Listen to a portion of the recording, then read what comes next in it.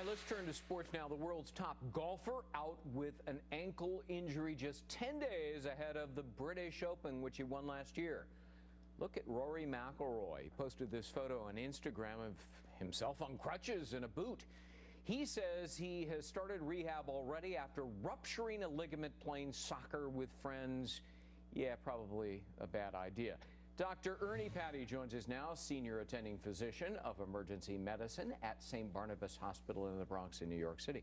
Good to see you. So how serious is it? I had to write this down.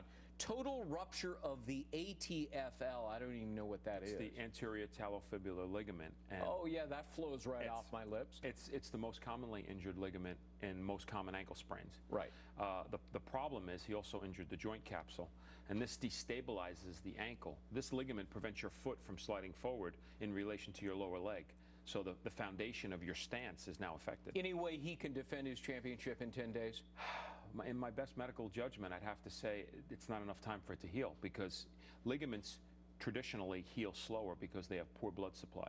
You know, your skin, your muscle, when you cut that, it heals fairly quickly. Right. Ligaments take a much longer time to heal. And these ligaments technically are what? Well, they're the connective braces, if you will, that keep the bones together. Right. So they go from bone to bone.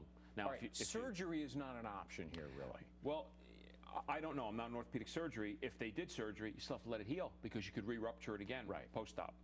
All right. I want to switch subjects now to something else that we spotted in the British Medical Journal.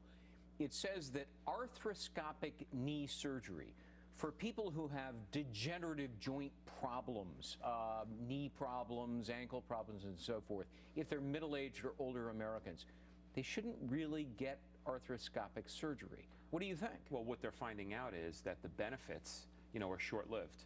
After a year, 2 years post-op from an arthroscopic procedure, there's no real benefit or lasting effect. It's very short-lived. So what they're thinking is, maybe before we jump into surgery and do this, you know, think about it. There's 4 million done worldwide and over 700,000 done in the U.S. alone. Right.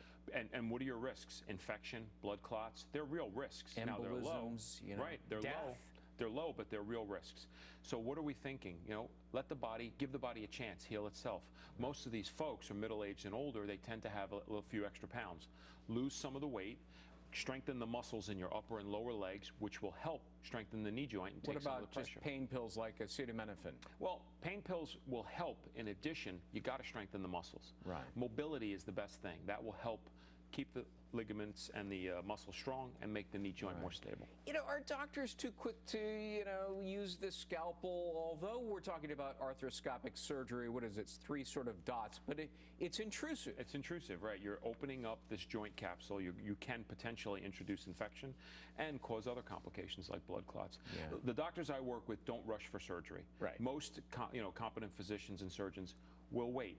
But most people want the quick answer, right? Americans want fix it today. Yeah. And that's why they jump for surgery. A lot of times it's patient choice. Oh, doc, just do the surgery. Right. But a lot of people do really well with physical therapy, let the body heal, that sort of thing. Those are the ones that are dedicated and are willing to spend the time and the effort to keep their bodies healthy. Because it's a real problem for middle-aged, older Americans. You know, we're pretty hard on our bodies.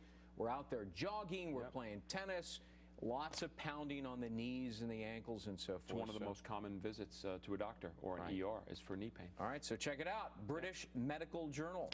It's actually a pretty decent read. Thank you very much. Dr. Ernest Patti, as always, good to see you. Thanks for having me.